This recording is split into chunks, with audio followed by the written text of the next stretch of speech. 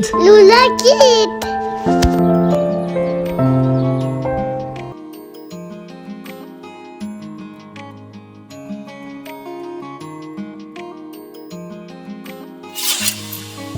La lumière tamisée de la pièce se déverse lentement à travers les rideaux, caressant les objets dans un jeu d'ombre et de lumière douce. Le bruit de la pluie battant contre la fenêtre ajoute une touche de calme et de solitude. La pièce est silencieuse à l'exception du léger crissement du stylo sur le papier. Alex est assis à une table, concentré, un carnet ouvert devant lui. Ses mains, légèrement tremblantes, écrivent avec une sorte de fièvre calme, comme si chaque mot était une clé pour ouvrir quelque chose de profondément enfoui.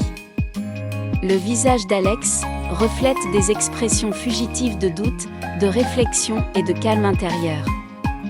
La voix d'Alex commence à se faire entendre, comme une lecture intime de ses pensées, une sorte de confession silencieuse.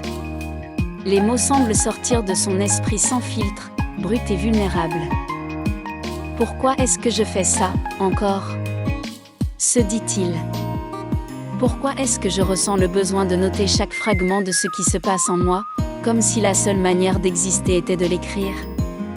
Le papier me semble plus honnête que les gens. Il ne juge pas, il attend, docile, comme si tout pouvait s'y poser, s'y inscrire, sans répercussion. Et peut-être que c'est ça que je cherche, un endroit où il n'y a pas de jugement. Où je peux être tout ce que je suis, sans qu'il y ait un écho de ma propre peur. Alex marque une pause, son stylo suspendu dans l'air, comme s'il hésitait à formuler ce qui lui vient à l'esprit. J'ai l'impression de me perdre un peu plus chaque jour. Que chaque mot que je couche sur le papier est une manière de me raccrocher à quelque chose que je comprends. Les gens autour de moi, les conversations, les sourires, tout ça me semble un peu trop lointain. Comme un paysage flou qu'on voit au loin, sans pouvoir vraiment s'en approcher. Je crois que tout ça me fait peur. Les mains d'Alex écrivent rapidement, comme si le geste était une fuite en avant. Puis elles s'éloignent doucement. La silhouette d'Alex est plongée dans la pénombre, à l'écart du monde. Peut-être que tout ça n'a plus de sens, ou que c'est moi qui ne vois plus le sens des choses. J'ai l'impression que je m'éloigne de la personne que j'étais il y a un an. Ou peut-être que je suis la même, mais que je ne sais plus comment être cette personne dans le monde d'aujourd'hui. Le stylo s'arrête enfin, Alex relâche son souffle comme si l'acte d'écrire était une libération momentanée. Il regarde les mots inscrits sur la page, un léger sourire mélancolique effleurant ses lèvres. Alex est plongé dans ses réflexions. Il y a des jours où je me demande si ce que je ressens est réel ou si c'est juste une illusion, une sorte de fiction que je me raconte à moi-même pour donner du sens à ce chaos. Mais, peut-être que tout ce que je veux, c'est qu'on me comprenne.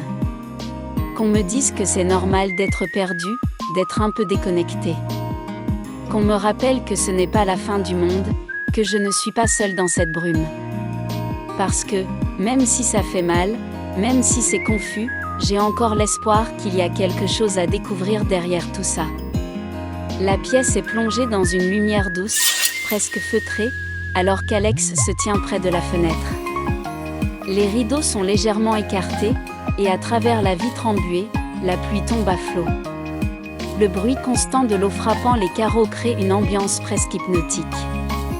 Il fixe l'extérieur, sans vraiment voir les détails, les yeux vagues, mais absorbés. En dessous, des silhouettes se déplacent dans la rue, pressées, chacun avec son parapluie qui oscille doucement, comme un balai silencieux contre la pluie. Une petite brise fait frémir les feuilles des arbres. La scène dégage une atmosphère de mouvement et de lenteur mêlée. Le regard d'Alex se perd dans ce tableau quotidien, et sa voix commence à s'élever, légère mais pénétrante, comme un murmure adressé à soi-même. Je suis en train de regarder par la fenêtre, mais je ne vois pas vraiment la pluie. Je vois juste des gens qui marchent. Ils ont tous un parapluie, ou presque. Certains avancent vite, d'autres un peu plus lentement. On dirait qu'ils ont tous un endroit où aller, un objectif, une destination. C'est étrange, non? Parce que, moi aussi, je suis là, à regarder, mais je n'ai pas de parapluie. Pas d'endroit où aller. Je me demande ce qu'ils ressentent. Est-ce qu'ils sont pressés par le temps, ou est-ce qu'ils sont simplement plongés dans leurs pensées comme moi? La pluie tombe sans s'arrêter, comme si tout ce monde autour de moi continuait de tourner, comme s'il ne pouvait pas s'arrêter de courir. Et pourtant, chaque goutte qui frappe le sol, c'est comme une petite pause dans un rythme qui semble s'accélérer sans fin. Et moi, je suis là, immobile.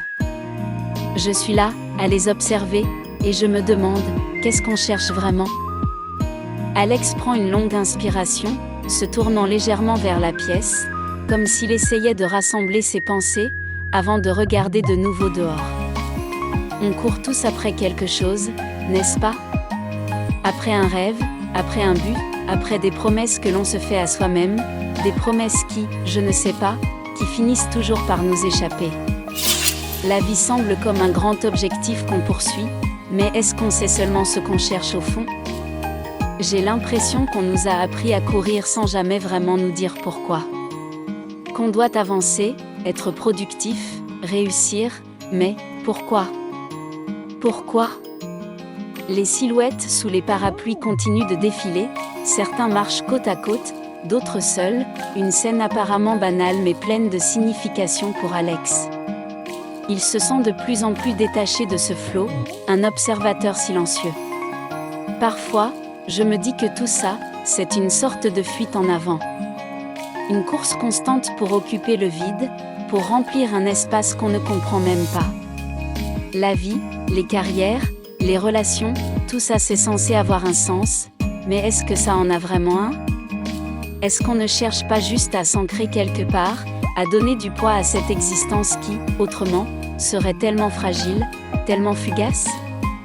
Et puis, je pense à tous ces gens sous leur parapluie, qui se pressent sous la pluie. Est-ce qu'ils savent, ce qu'ils cherchent?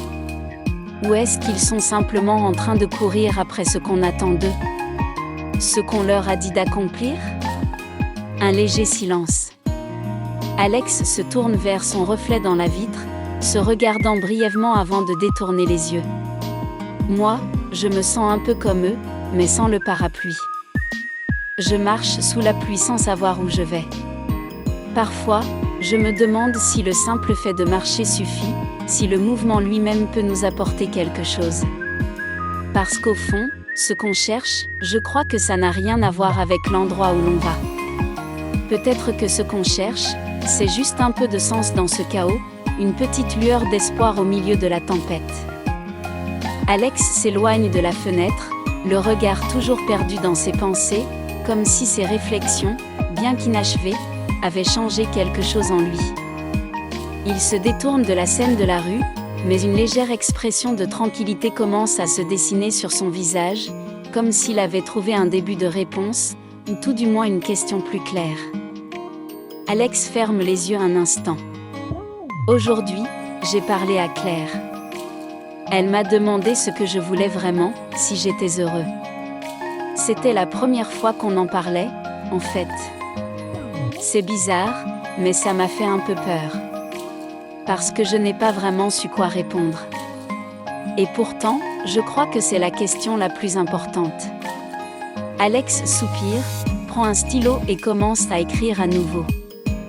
J'ai 24 ans, et parfois, j'ai l'impression d'être un enfant perdu dans un monde trop grand.